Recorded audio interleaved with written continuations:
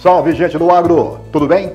Estamos chegando aqui no canal de informação do amigo agropecuarista com mais um programa Olho no Agro, trazendo as novidades dessa semana no setor agropecuário brasileiro. E de antemão, já pedindo a você que não fez ainda inscrição em nosso canal, que é muito fácil, muito rápido e muito tranquilo.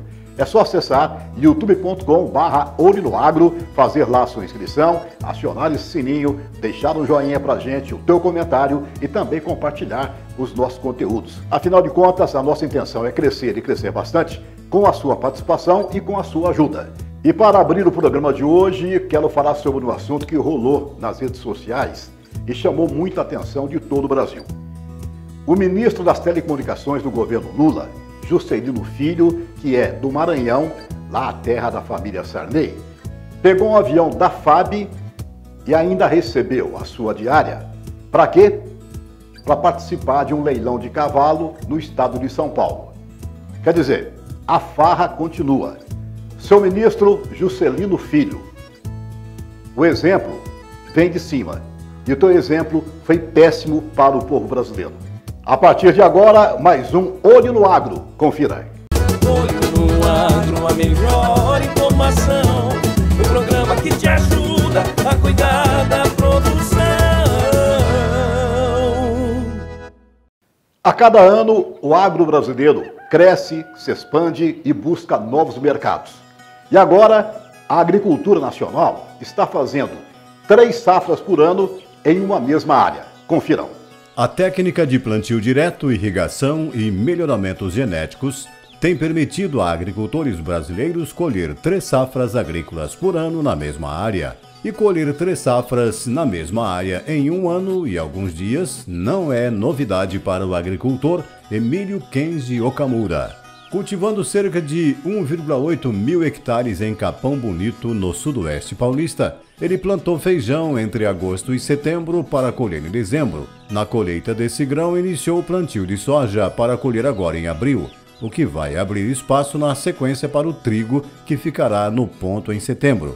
As condições do solo e clima em nossa região, que tem um regime de chuvas bem regulado, permitem fazer uma safra atrás da outra, diz o agricultor, que está longe de ser um exemplo isolado no Brasil. A tecnologia do plantio direto, a irrigação e o melhoramento genético dos cultivares já permitem que os produtores brasileiros consigam colher até 3 safras agrícolas por ano numa mesma área. Em algumas regiões é possível obter 3 safras cheias de grãos como soja, milho e trigo, sem necessidade de arar, gradear ou adubar previamente a terra. O adubo é aplicado junto com a semente que vai para o solo quase no mesmo instante em que a cultura anterior é colhida. É cada vez mais comum nos campos brasileiros ver tratores com plantadeira empurrando, aqui entre aspas, a máquina colhedora. Segundo o chefe-geral da Embrapa Soja, Alexandre Nepomuceno, um conjunto de técnicas e manejos aliado à pesquisa está permitindo que a chamada terceira safra avance em todas as regiões. Ele afirma que 70% dos quase 77 milhões de hectares cultivados já utilizam o plantio direto, o que tem permitido a colheita de safras sucessivas sobre o mesmo terreno,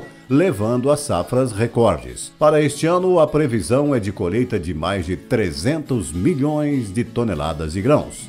Temos de levar em conta que a expansão da soja no Brasil contribuiu para essa evolução, pois além de ser um grão altamente produtivo, a planta tem características que preservam e enriquecem o solo, evitando sua exaustão, disse ele. A capacidade de produzir safras sucessivas na mesma área é um dos fatores que contribuem para aumentar a produção agrícola do Brasil sem abrir novas áreas de cultivo. Esse recurso se aproveita do plantio direto, uma prática conservacionista iniciada na década de 1970 pelos agricultores brasileiros. O Brasil deve produzir esse ano quase 15 milhões de toneladas de frango. É frango para não acabar mais. Confiram aí. O Brasil deverá produzir 14,825 milhões de toneladas de carne de frango este ano, segundo informações divulgadas pelo boletim Gain Report de adidos do Departamento de Agricultura dos Estados Unidos. Dessa forma, o volume deve ficar acima das 14,465 milhões de toneladas registrados no ano anterior. Consequentemente, a expectativa é de que o país exporte 4,6 milhões de toneladas de carne de frango neste ano, ante as 4,447 milhões de toneladas de 2022. De acordo com o boletim divulgado pela USDA, na última semana, o Brasil se beneficia da redução da competição global pela proteína. Além disso, o relatório aponta a forte demanda externa para o aumento das exportações. A previsão é de que o consumo interno fique em 10,230 milhões de toneladas neste ano, valor que, a saber, será superior às 10,23 milhões de toneladas demandadas no ano anterior. O aumento no consumo da carne de frango pelos brasileiros, segundo o mesmo boletim, se dá por causa do aumento de pagamentos e benefícios provenientes de programas sociais para a população mais carente, que tradicionalmente aumenta as aquisições de alimentos. A Associação dos Confinadores do Brasil defende uma revisão urgente do protocolo sanitário com a China, que foi assinado em 2015. A Associação Nacional da Pecuária de Corte, ASSOCOM, pleiteará ao Ministério da Agricultura e Pecuária a revisão do protocolo sanitário de comercialização de carne bovina brasileira para a China, a partir da confirmação de um caso atípico de encefalopatia espongiforme bovina no Pará. O acordo em vigência prevê a imediata suspensão dos embarques de carne bovina para este país asiático.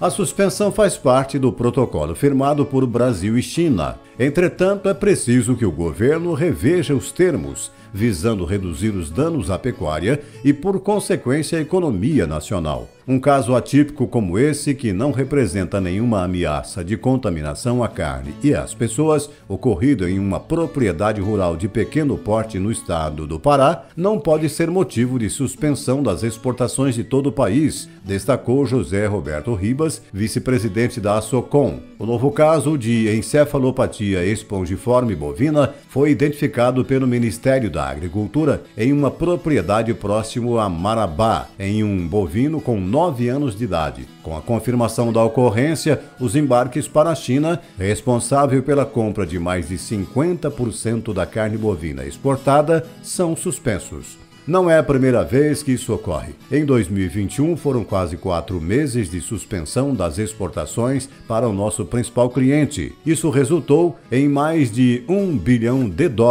em prejuízos para a cadeia da carne bovina. O pecuarista já sofre com baixa remuneração, alto custo de produção, além de conviver com um mercado instável. Não podemos, então, sofrer tanto devido a um acordo que claramente precisa ser revisto, ressalta Ribas. Firmado em 2015, o protocolo entre Brasil e China prevê que, havendo qualquer caso de relevância sanitária, se faz necessário o processo de suspensão automática das exportações ao país asiático.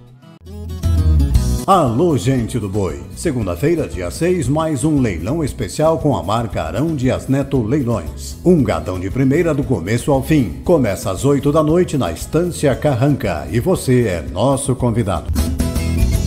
O contrabando, seja lá do que for, existe em praticamente todo o mundo, se não em todo o mundo. E no Brasil, talvez seja onde se verifique maior número de contrabandos por ano. E não é diferente no setor agrícola.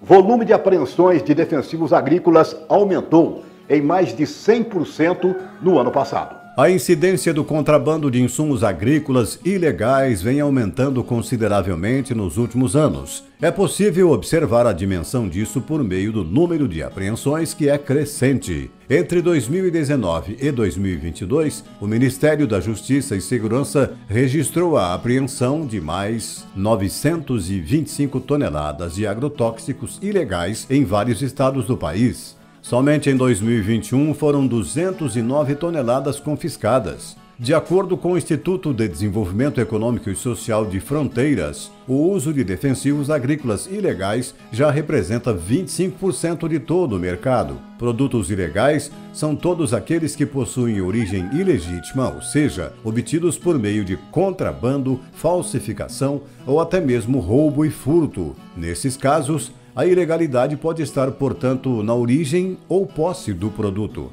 O produtor rural que for pego fazendo uso desses insumos irregulares pode responder por crime ambiental, contrabando ou receptação e, eventualmente, terá sua lavoura destruída e a mercadoria ilegal apreendida. Nilton Mendes, gerente do Comitê de Combate a Produtos Ilegais da CropLife Brasil, a CLB, destaca que o crescimento dessa atividade ilegal não oferece apenas um grande prejuízo para a economia, mas também sérios riscos para a saúde humana. É de fato um número expressivo. Muitos produtores optam por utilizar esse tipo de produto pelo baixo custo, muitas vezes alheios aos perigos que a utilização desses insumos ilegais pode oferecer, tanto para quem transporta e manuseia, quanto para o consumidor, que pode ser exposto a um alimento contaminado, já que o uso seguro de defensivos depende da observação da bula, do receituário agronômico e de outras boas práticas ignoradas pelo mercado ilegal, alertou.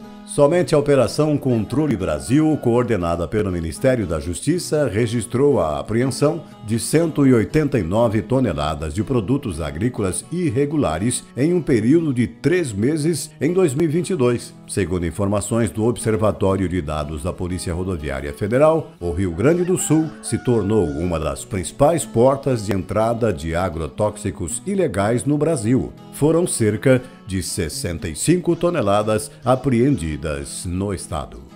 Alô, Tiaguinho Mantovani, tá tudo certinho, meu amigão? Confira então as dicas do Tiago para hoje.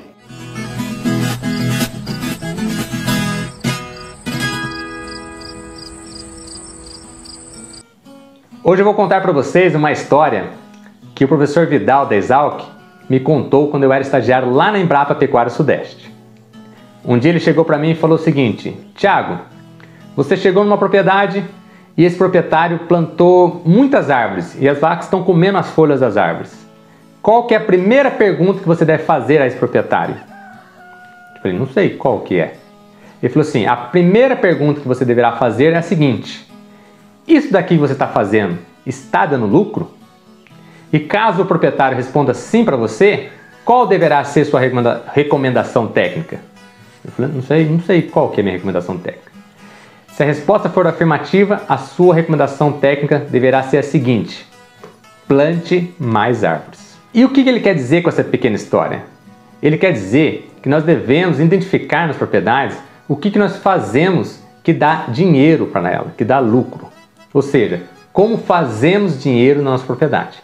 E a partir do momento que identificamos o que a gente faz que dá lucro, nós devemos fazer muito mais daquilo lá para termos mais prosperidade.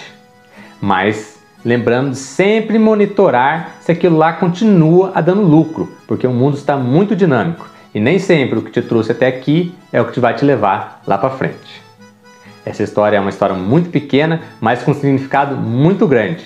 E eu espero que você tenha gostado dela, ela me ajudou muito como técnico e espero que ajude você na sua propriedade. Um abraço até todos e até semana que vem.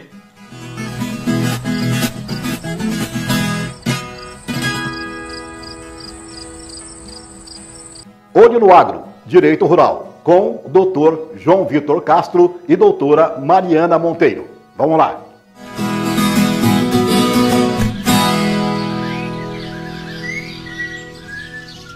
Olá, Arão, olá amigos do Olho no Agro, estamos aqui novamente em mais um quadro de Direito Rural e hoje a doutora Mariana Monteiro irá falar um pouquinho sobre crédito rural, a sua destinação e os desvios dessa destinação. Então acompanhe aí com a doutora Mariana. E aí, Arão, e aí amigos do Olho no Agro, sempre um prazer estar aqui com vocês. E como dito pelo Dr. João Vitor, hoje nós vamos falar sobre o que acontece com o desvio de destinação do crédito rural. Bom, existe regulamentação legal sobre a destinação do crédito rural e ele normalmente se vincula a créditos de custeio, investimento, comercialização e industrialização. Então, quando algum produtor, alguma indústria, cooperativa toma o crédito rural com uma destinação específica e ele desvirtua essa destinação, esse crédito ele pode ser descaracterizado, ou seja, a sua taxa de juros pode subir como uma taxa de juros ordinário e também ele vai perder todas as benefícios que são trazidas pelo Manual de Crédito Rural, como direito à prorrogação e todas essas questões vinculadas à produção agropecuária, tá? Em regra, o crédito rural ele tem uma taxa de juros bem menor do crédito ordinário, por isso que em caso de desvio de finalidade ele pode ser descaracterizado, até porque a instituição financeira tem a liberdade e o dever de fiscalizar a destinação do crédito rural, visto que ele tem uma natureza pública. Bom, pessoal, então é isso. Maiores dúvidas estamos à disposição e até mais, pessoal do Olho no Agro. Tchau, tchau! Então é isso. Obrigado, Arão. Obrigado, amigos do Olho no Agro, e até a próxima.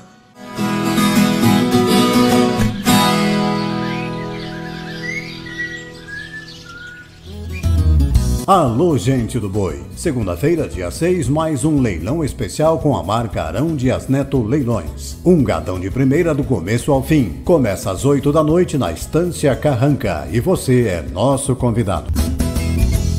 Og Costa, meu amigo, você me deixou muito curioso com o quadro do seu programa Mundo Curioso. Eu quero saber que história é essa da Volkswagen, produto mais vendido. Aliás, não só eu quero saber, viu, Og? Como todos os nossos internautas. Bacana isso aí, hein, Og?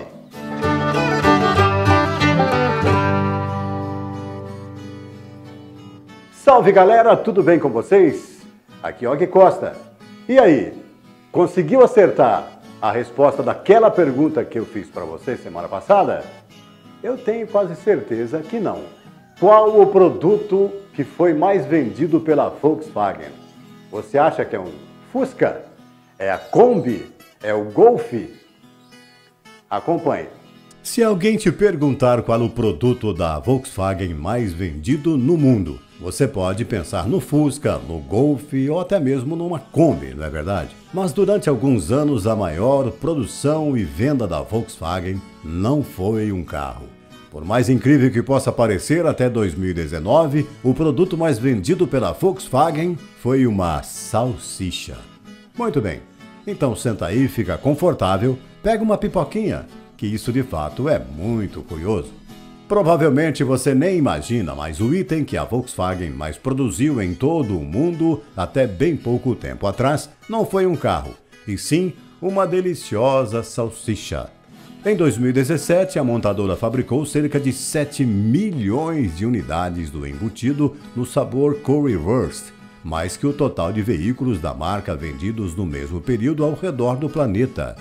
Foram 45 anos de produção, fabricadas na planta de Wolfsburg, na Alemanha, sede da marca desde 1973. O alimento era servido na cafeteria das fábricas europeias da companhia para a refeição dos funcionários e o item tinha até código na lista de peças da Volks. E de alguma forma isso caiu no mercado e também eram vendidas em lojas de conveniência e outros estabelecimentos no mercado alemão e costumavam também ser oferecidas como brinde a clientes nas concessionárias daquele país. Cerca de 30 funcionários da própria Volkswagen eram encarregados da fabricação das salsichas 3 vezes por semana, usando carne de porco fresca e outros ingredientes provenientes de fazendas nos arredores de Wolfsburg. E os números são importantes. Cerca de 18 mil unidades eram produzidas a cada dia.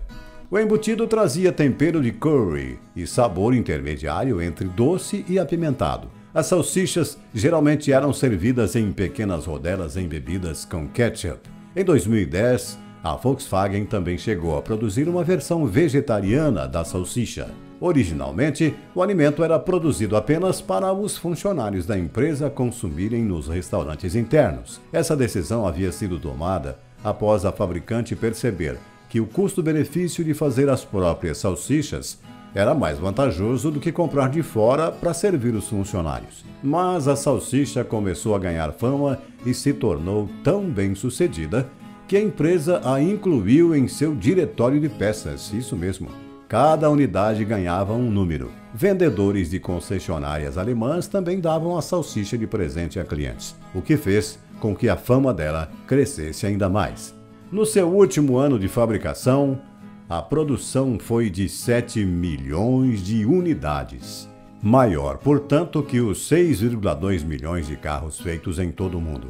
Além disso, a Curryswurst chegou a ser importada para 12 países da Europa, mais do que qualquer carro ou qualquer peça produzida por essa gigante do automobilismo. Hoje, se você quiser experimentar essa preciosidade, infelizmente, nem se você for à Alemanha, pois a produção foi descontinuada em 2021 no programa de eliminação de carbono da empresa. O que fica é essa curiosa história de um produto alimentício fabricado por uma montadora de veículos, como a Volkswagen. E é isso. É só mais uma história que eu sei você não sabia desse mundo curioso. Um grande abraço e até o próximo episódio interessante desse mundo curioso. E aí, galera, foi ou não foi curiosa essa matéria? No mundo curioso, a gente fica sabendo de cada uma, é ou não é verdade? Uma salsicha sendo o produto mais vendido numa montadora de carro. Tenho certeza que você pensou que era o Fusca ou que era até a Kombi. Fique sempre com a gente, porque a semana que vem tem muito mais dentro desse mundo curioso. Até lá!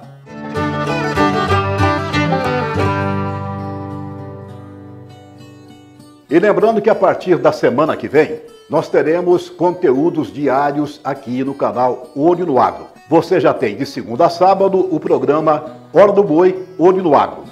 E a partir de segunda-feira, você vai ter também outros conteúdos de segunda até sexta-feira, com informações em geral sobre a agropecuária. Por exemplo, o quadro do OG, que é o Mundo Curioso, será apresentado separadamente em um dia da semana. Enfim, mudanças para que você possa aprovar ainda mais o nosso canal e os nossos conteúdos. Olho no Agro, o canal de informação do amigo agropecuarista. A gente agradece mais uma vez a sua audiência, um abração bem apertado em toda a família e até a próxima. Olho no Agro, a melhor informação, o programa que te ajuda a cuidar da